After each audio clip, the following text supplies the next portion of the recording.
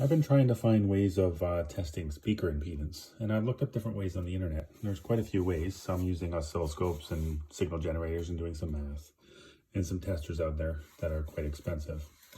But a lot of people post the speaker impedance by using a multimeter. And I'm no expert, by the way, but that's DC resistance, not AC impedance. So these two speakers in parallel on here read 5 ohms.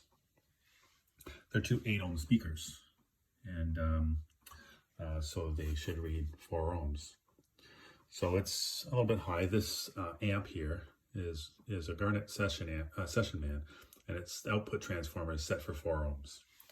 So my understanding is that as long as you don't go too low on the impedance, then the lower the impedance, the more current the speakers will draw from the amp. So I wanted to find out what safe speakers set up to use for my amps.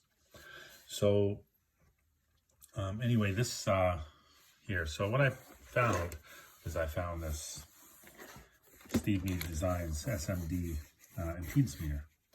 And it's great because it tests the AC impedance across the frequency range. And I understand that most speakers are designed to test it at their rated impedance at certain frequencies, like between 400 hertz and 1 kilohertz.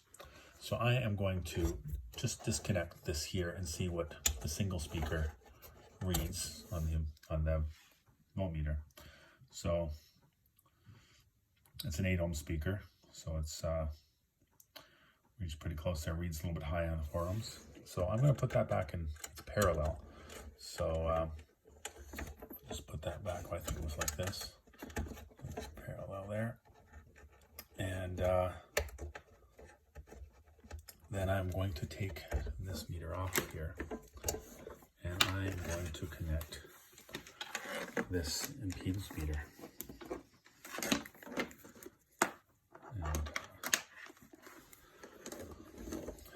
To there.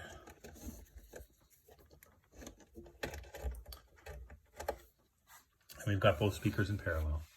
So I'm going to turn this on. And we're in it starts in low range. There's 3 ranges in here, low, medium, and high.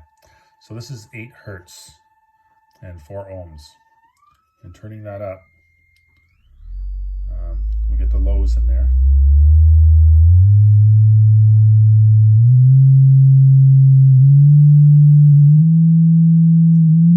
It's actually reading AC impedance.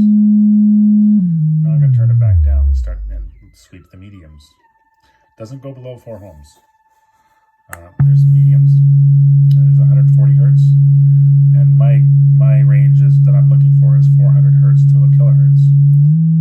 But we'll notice also below 4 ohms.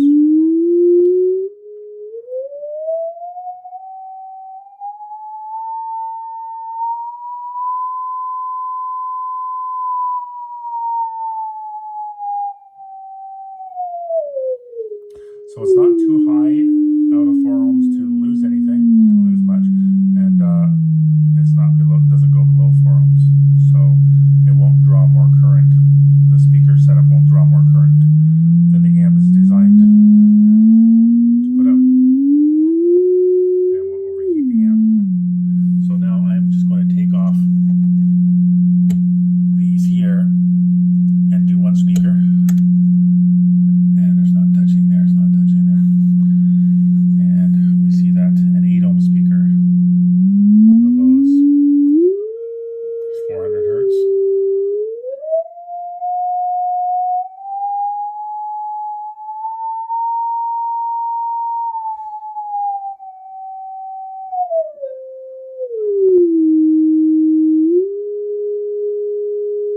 A little high, but not going below 8 ohms anywhere in the range of the lows or the highs.